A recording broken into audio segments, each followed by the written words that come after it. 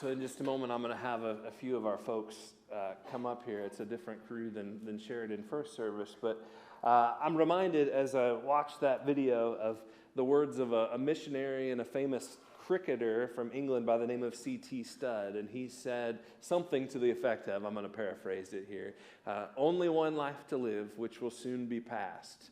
Only what's done for Christ will last, right? We have one life.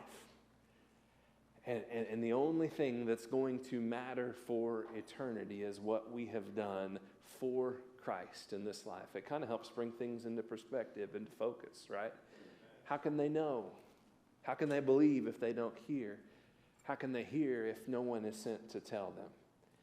We're going to be talking about that one life that we've been given and what we're going to use it for. But I'm going to ask Jaron, Scott, Nora, Tim, and Jamie to come on up here. And anybody else that I might have forgotten? I think that's it. And they're going to just share just a few things about their perspective on this week and a little bit about why this was a meaningful experience for them. Okay. All right. I was hoping I'd be last to have a few seconds to get myself together. Before we even start, though, not everybody's called to go on a mission trip, and that's okay. Sometimes God places our mission right here. And so I don't want you to hear this as, oh, I'm not as good of a Christian, whatever that is. I'm not... I don't even know how to say it. Does that make sense? I don't want you to sit and go, oh, I have to check this box off to truly follow Jesus. That's not correct. That's a lie. And so I just want to start with that. And through this, though, I hope that you listen and go, but what is my part? Is it praying? Is it giving? How does God want to use me right where I am? So I'll start with just my favorite part real quick. You saw the precious lady who got glasses. There were a few of those, but she, just standing right there, I'm just like, it's so cool. And it just reminded me of when believers come to Christ and our eyes are opened, right? And we see for the first time, and that was just a really neat experience. But what I felt like God kept just pointing out to me is we know poverty, right? And we go and we see poverty right in front of us, and just beyond what you can imagine. You can see it in pictures, but until you see it in flesh and these little faces looking at you in homes, those looked like sheds. They weren't. They were people's houses that had 3 walls, maybe. But when you see it, it changes. But what I continued to feel like God was pointing out to me was just abandonment. And we saw so many people who had been abandoned, whether that was by a parent, whether that was by who knows. They've been let down over and over again by people. And so they're in a mode of survival. And so when people are in a mode of survival, I'm just a teacher here, okay? But what I feel like you see is it takes a lot to break down walls, right? And it takes a lot to build trust. And that's what the Copes are doing. And so a few things that we witnessed on Sunday morning, and I was thinking about the Copes this morning when Mark preached last Sunday, there were boys throwing rocks, and there were hand gestures and profanity being yelled, and one even got up in the truck and acted like he was going to kick out a window, and just... they've been abandoned. Later on, we found out a couple of them, their mom just left them in the mountains, you know? And so the Copes are continually going back to places that they maybe aren't welcomed in, but that consistency is breaking down walls. We saw it in orphans. We went to an orphanage and saw over 150 kids who their parents either they aren't pouring into them, or they've been abandoned, or they just aren't fit to be there. Or their parents aren't fit to take care of them at this point. But we also saw from that abandonment, we see adoption happening. And slowly walls are breaking down. And the first picture was the same village last year when they went. I didn't get to go. But the difference between last year and then this year, the numbers have grown, the interactions have grown. The Copes are making relationship. And what's cool about us getting to partner with them and go back a few times a year is that we also get to start forming that relationship. When they hear their truck coming, they start running out because there's a gringo parade. We're the gringos, and we're throwing candy. But mostly they know these people are continuing to come and be consistent and love us well. We're seeing neglect turn to nurture. They don't have food and water. Part of the ministry is taking them food and water. We see distrust turning to desire. We see fear turning to friendship. Many have been told that the gringos are coming to take their babies. So the fact that I got to hold that little baby and love on that baby, it's just one step further of building trust. And disinterest is turning into discipleship. And it was just so cool to see. So consistency that the Copes are doing, keep praying for them. It's not sunshine and rainbows. It's hard work, and it's discouraging some days and hard. But then the gospel, we can bring them hope, right? A God that will never abandon them. And Deuteronomy, Hebrews, Joshua, there's several times where God says he will never leave us or forsake us. So. All right, thank you so much. All right. Scott? Yep. All right, Scotty is... he spent a lot of time with the kiddos this week, and he was a blessing. So kind of before I talk about this picture, I want to kind of go back over a year before this took place. This area, Pashapa, was weighed on the hearts of the Cope family, and they started praying for a chance to share the gospel with all of them. And then you go 3 days before this when the whole team showed up, and the first gospel message was presented to them, and every one of them got to hear the gospel message, and then also received medical care. And then the last day, some of them came back and wanted to hear more. It was put on their hearts to come back and be part of this very first church service here in Pashapa, and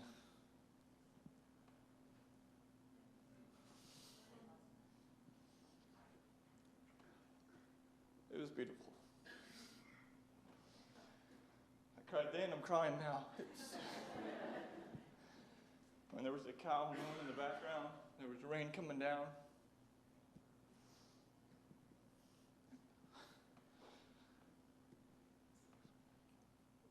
It was just beautiful. Sorry. But,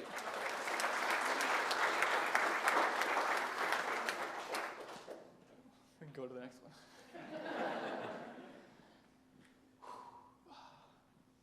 The Cope family, they are amazing people. Getting to work alongside them for a week, and like Sharon said, we don't know what they deal with every week. It's hard. They may not get the full support they need, so they're trying to go out and reach as many lives as possible and share the gospel with them. So getting to work alongside them and getting to pray over their ministry, and just asking God to continue to bless them in all they do.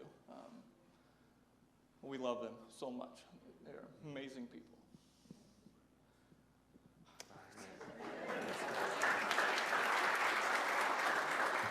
I'm going to pay for this later. But I just have to say, one of the cool things we got to witness was those same boys that were profanity, throwing rocks. That man right there went out and started teaching them the 10 Commandments, and those boys sat down and they listened because it was amazing. Okay.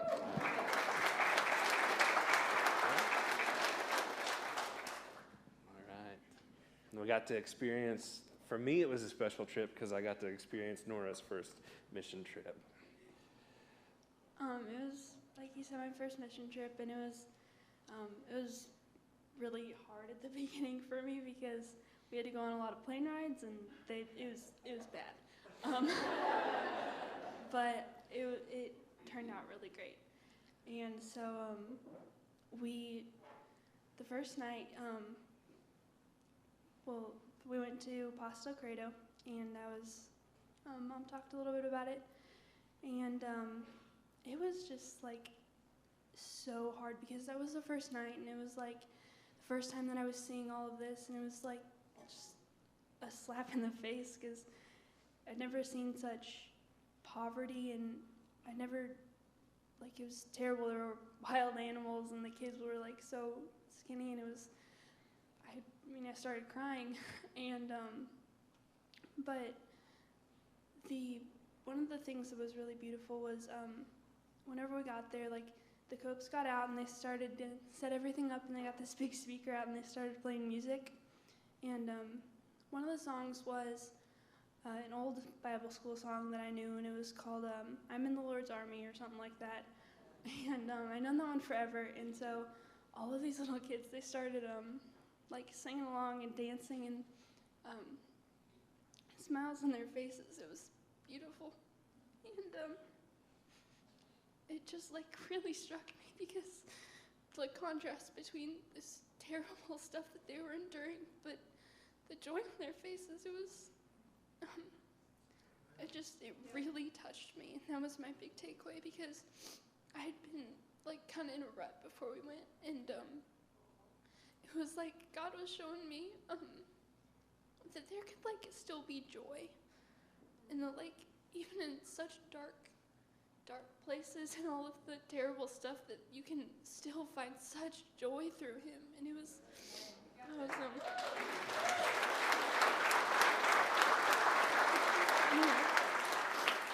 That was my big takeaway. All right.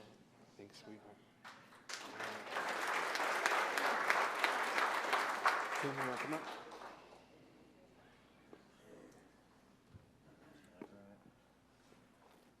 This was my third time in the last 18 months, and so it's been a privilege each time to be able to go down and serve with the Copes. And so we've talked a lot about the people. I just want to spend just a minute talking about the Cope family and the fact that these people love the Lord with all their heart. And they have they sold everything in the States. They owned a couple of businesses, and they burned the ships, guys. They went down there, and what wore me completely slick in a week is what they do week after week after week, and they do it because of their love for Christ, their love for these people. And they've been since we met them in January of 2023, Pastor Mark and I had the chance to sit at their kitchen table and hear their hearts in January of 2023.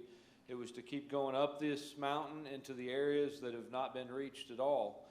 And so this opportunity to go to Pashapa, which is a village that's not been reached. There's no church in that village, and these people have never had the opportunity to hear the gospel. And for us to be able to go there this week, this past week, share the gospel with them, and then for us to be able to have a service there. And Pastor Ricky was able to preach there, and his entire message was one in tears.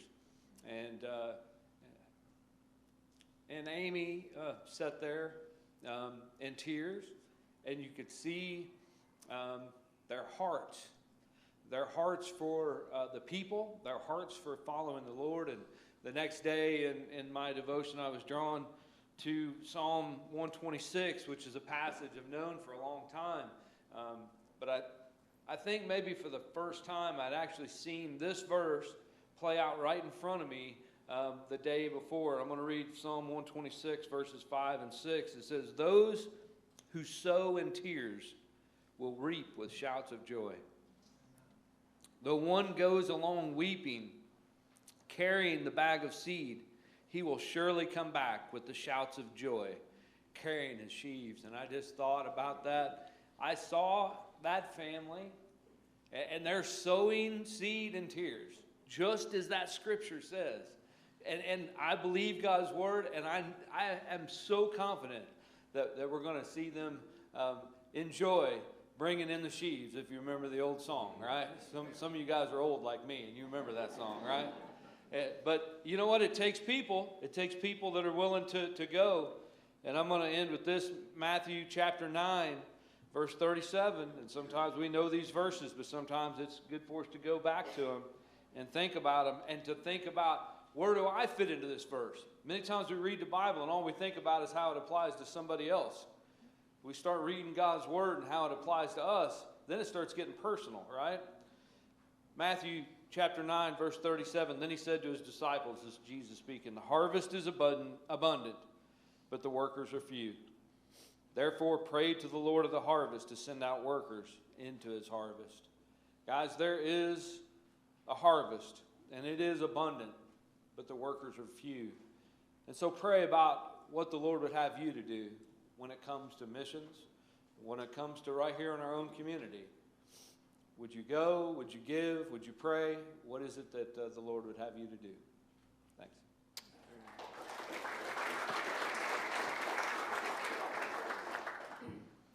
I need to speak to El Pastor about Promotion Sunday and this in the same morning.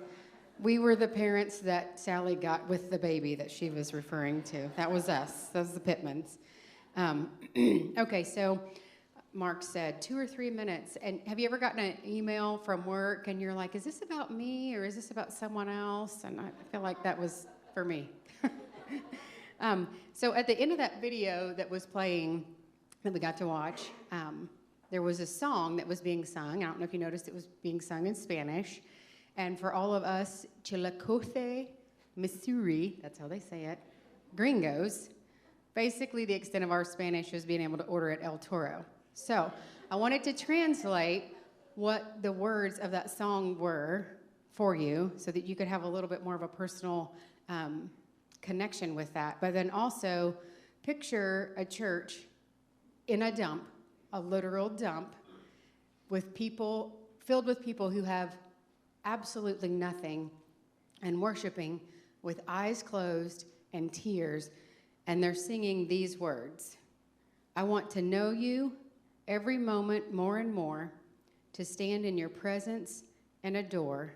Show us your glory, our hearts desire more of you. We're longing for your presence, Lord. To the one who is seated on the throne, to the one who reigns forever and ever, be all the glory, be all the honor, and the praise. Serving with Ricky and Amy was a real life example of serving with people with beautiful feet, as the scriptures say. It's really interesting because every day in the evenings when we would get together and talk about what our takeaway was, some of us had a similar takeaway, then some of us would have something that was totally different. And so listening to what they shared in first service and what was shared in this service, their thread is the same. Like, we're blessed, and giving back is what we're called to do. I don't know if you guys were here, if you remember when Ricky and Amy came back in March, I think it was mentioned earlier. They were passionate when they shared about this particular unreached village called Pashapa. It was evident, it was visible. You could see that was where they felt like they were being called to go, an unreached village, a place where people literally did not know about Christ. When we went last summer, they both shared with our team that being able to preach the gospel in Pashapa and then eventually to start a church there was just a God-given dream that they had. It was something that they knew God had put on their heart.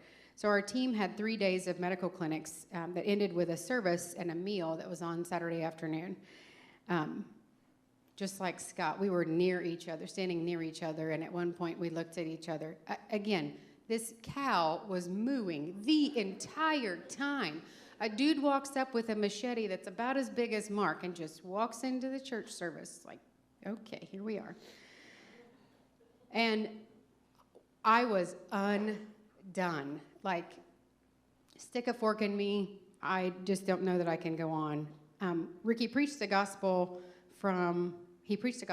gospel message from Mark chapter 2 when the paralyzed man's friends brought him to Jesus. And he shared with the people that the reason that the gringos were there to help them is because we were like that man's friends who just wanted to rip the roof off and get them to Jesus. And I couldn't help but look around and think, I would rip the roof off for every single one of these beautiful brown people. I don't know that I have personally ever been present when the gospel was shared for the first time anywhere. I've tried to think and remember, and I don't think that I've ever experienced that. I have been witness to someone realizing their God-sized dream was coming true, and that was pretty amazing. But to be present when the gospel is being shared for the first time was I'll never forget it. I just will never forget it. We've talked a lot about the Copes today, and by the way, they would hate that. They would hate any spotlight being shined on them. They are constantly diverting everything back to Jesus. It's all for Jesus. But they live on mission every single day, loving people to Jesus, building relationships, breaking down those walls. They are living out Matthew 28, 19, and 20, going and making disciples and teaching and baptizing. I seriously could talk for hours about what I saw and experienced, and I didn't even tell you anything that I experienced in the medical clinic, and we did that for 3 days. But being in a place when the gospel was shared for the first time was just the most precious thing for me. And I want to share this last thing. They also sang a song in Spanish, which none of us knew the words to, but there's something that translates through the power of the Holy Spirit to know. I don't have a clue what they're saying, but they're worshiping the same Jesus. And I leaned over to Jaron at one point and I said, I'm pretty sure this is what heaven is going to sound like. Everyone worshiping. They also sang a song that said, you have sustained me time and again, believing that with me you remain faithful. It's by your holy word that I won't give up. I will trust. You restore my soul time and time again.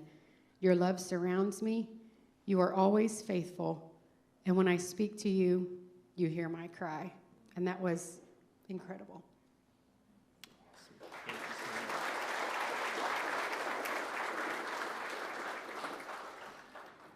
Thank you guys for sharing your hearts. I want to ask you just a couple of questions really, really quickly. The question that we began with, why? Why short-term missions? Why do we send teams? And I want to follow that up by asking this. Do we have something within us that we desire to share?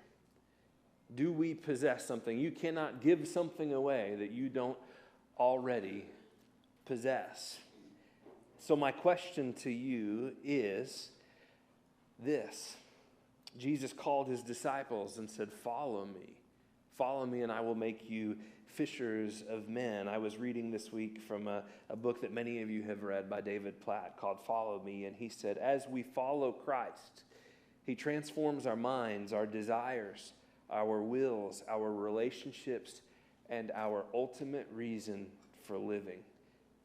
Every disciple of Jesus exists to make disciples. Let me say that again. Every disciple of Jesus exists to make disciples of Jesus. Here and among every people group on the planet. Now here's where it gets tricky.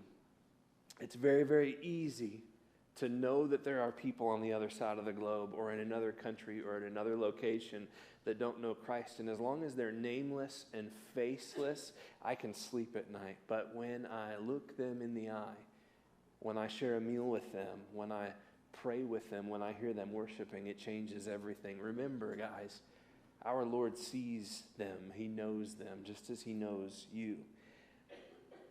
The question that I want to ask you, David Platt quotes a man by the name of Dawson Trotman. Here's my question. He says this, men, where is your man?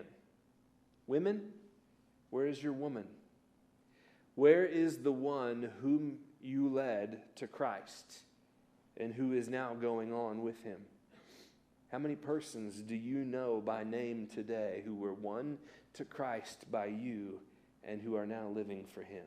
If the greatest purpose for us is to be disciples who make disciples, how have we taken the gospel and turned it into something in which we receive and we receive and we receive and we're never called to reproduce? I want to just share one passage with you. And I don't want this to be scary. And just as Jaron said, we're not all called to go on mission. We're not all called to go on mission full time. We're not called to go to Guatemala, all of us. But God calls us, if we possess his Holy Spirit within us, to be disciples who make disciples. Yeah. Amen? I want you to read this passage with me in Matthew 25. It's not going to be on the screen, but I want you to listen along, and if you want to turn there, that would be great. But I think this just drives home the point. It tells about a master who has to travel, and he has to leave for a long time, and he takes one of his servants, and he entrusts him with 5 talents or 5 bags of gold. It would have been a great fortune. He takes another servant, and he gives him 2 bags, and he says, I will be back for this. Put it to work. And then he gives a third servant 1 bag. And it says this in verse 19 of Matthew 25. After a long time, the master of those servants returned, and he settled accounts with them. The man who had received 5 bags of gold brought the other 5. Master, he said, you entrusted me with 5 bags of gold. See, I have gained 5 more. His master replied, and we all know this, well done, good and faithful servant. You've been faithful with a few things. I will put you in charge of many things. Come and share your master's happiness. When is it that he will be put in charge of many things? It's in eternity. It's where we will spend forever with our Lord and our Savior. The man with 2 bags, in verse 22, he also came. Master, he said, you entrusted me with 2 bags of gold. See, I have gained 2 more. Notice something. The guy who got 2 bags didn't say, well, he got 5. I only got 2. This isn't fair. I've talked to the manager, right? We're going to get this whole thing straightened out. No, he took the 2 talents that were given to him and he used them. And what happened? He created 2 more. Notice the reply is the same. His master replied, verse 23, well done, good and faithful servant. You've been faithful with a few things. I will put you in charge of many things. Come and share your master's happiness. Notice, we are not all gifted the same. But can I tell you something? If you can hear my voice right now, you have been gifted and you are blessed. You are blessed. But I don't want you to miss this last part, verse 24. Then the man who had received 1 bag of gold came. Master, he said, I knew that you are a hard man, harvesting where you have not sown and gathering where you have not scattered seed. So I was afraid and went out and hid your gold in the ground. See, here is what belongs to you. In other words, he took all that had been entrusted to him and he did nothing with it. He did nothing with it. The question that you and I ask as a church who is very, very, very blessed, what are we doing that's going to have a kingdom impact? Are we living with a kingdom mindset for kingdom purposes, or are we simply worried about how we can be more comfortable here in Chillicothe? Verse 26, we hear the master's reply, you wicked, lazy servant. So you knew that I harvest where I have not sown and gather where I have not scattered seed. Well then, you should have put my money on deposit with the bankers so that when I returned, I would have received it back with interest. So take the bag of gold from him and give it to the one who has 10 bags. For whoever has will be given more, and they will have an abundance. Whoever does not have, even what they have, will be taken from them. And throw that worthless servant outside into the darkness, where there will be weeping and gnashing of teeth. Guys, it's a stern warning, and I believe Jesus gives it for a purpose. It's not comfortable. God's word doesn't always make us walk out feeling like $1 million. Sometimes God's word needs to convict. Sometimes God's word needs to correct. Sometimes God's word needs to bring our priorities into focus. Here's my prayer, guys, and here's what we're going to just ask the Lord for, that he would make us a church that's passionate about seeing the gospel go forth. In Jerusalem, Judea, Samaria, and to the ends of the earth. We don't get to pick and choose, but we need to be a people who is passionate about the gospel. And in order to be passionate about the gospel going forth, we need to first know that we treasure it ourselves. Guys, this is the greatest treasure. It's the hope that goes beyond anything that this world can give you. It is eternity with your Savior. Here's my last question. 2 Corinthians 13:5. This is what I want to ask each of us. It says, test yourselves to see if you are in the faith. If you're not concerned about the plight and the eternal destiny of the man, woman, and child who's separated from Christ, let me ask you, test yourselves to see if you are in the faith. Examine yourselves. Or do you yourselves not recognize that Jesus Christ is in you? Unless you fail the test, and I hope that you will recognize that we ourselves do not fail the test. Let me ask that again. Do you not yourselves recognize that Jesus Christ is in you? Are you in the faith? You see, his Spirit dwelling in us means that we have a desire to see that same hope of the gospel go forth. So let's pray that God would make us a people who are burdened for that. Amen? All right, let's pray.